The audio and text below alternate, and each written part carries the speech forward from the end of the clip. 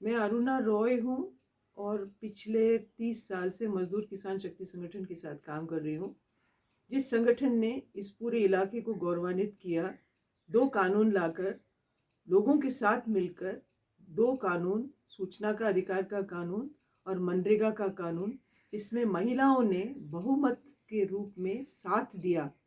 पूरे देश ने यही पूछा कि इस इलाके से ये कानून कैसे उठा और इतने महिलाएं इसको जुड़कर इस कानून को कैसे बनवाईं। और जिस दिन ये कानून बना उस दिन इस इलाके की और इस इलाके की महिलाओं की जीत थी। मजदूर किसान शक्ति संगठन ने 1990 के दशक में बहुत मेहनत कर 15-20 साल आंदोलन करके, लोगों की, इस इलाके के सारे लोगों के साथ आंदोलन करके एक बहुत नया अच्छा कानून का पारित करवाया लोकसभा में। उसको हम कहते हैं मनरेगा। मनरेगा कानून किसका कानून है? हमारा कानून है, हमने बनाया, हमने उसका पूरा परिभाषा बनाया, हमने उसका परिभाषित करके हमने उसके आचरण और उसके मांगों को स्थापित करने के लिए संघर्ष की। और आज वो कानून इस देश में कम से कम 29 करोड़ लोगों को, परिवारों को काम दे रहा है। ये गर्व की बात है।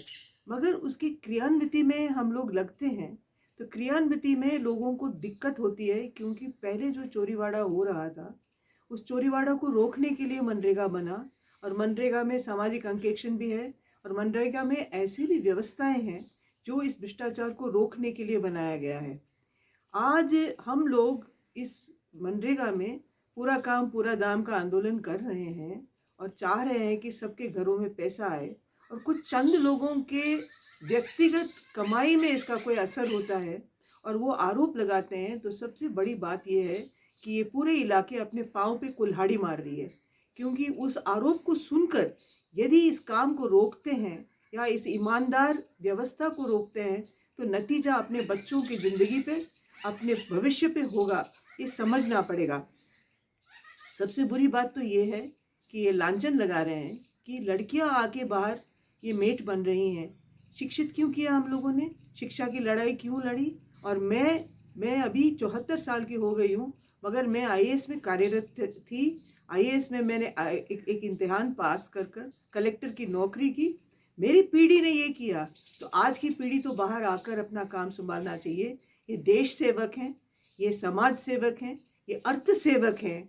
हमारी बेटियां जो आके ये काम कर रही हैं, गर्व से उनके सम्मान करने के बगैर हम उनके ऊपर लांछन लगाएंगे तो इससे बुरा और कुछ नहीं होगा। मैं चाहती हूँ कि हम इसको इस आधार पर समझें कि न्याय समानता हो आधार, ऐसा रचेंगे हम संसार।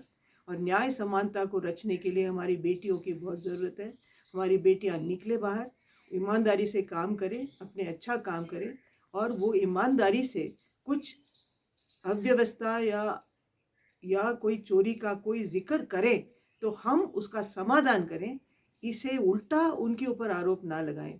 हम ये भी समझें कि हमारी बेटियों पे हम आरोप लगा रहे हैं तो हम अब खुद के ऊपर आरोप लगा रहे हैं, हमारे परिवारों के ऊपर आरोप लगा रहे हैं, हमारी नीति और नियत के ऊपर आरोप लगा रहे हैं। इससे तो दूर हट के रहना चाहिए। अंत में यही कहूँगी मैं, हमारा पूरा काम पूरा दाम का नारा है, हमारे न्याय समानता हो आधार ऐसे रचेंगे का नारा है। उसके आधार पर मजदूर किसान शक्ति संगठन इस इलाके में काम कर रहा है। यूनियन मजदूर किसान शक्ति संगठन का एक अंग है और वो भी इस काम को आगे बढ़ा रहा है। जिंदाबाद सबको।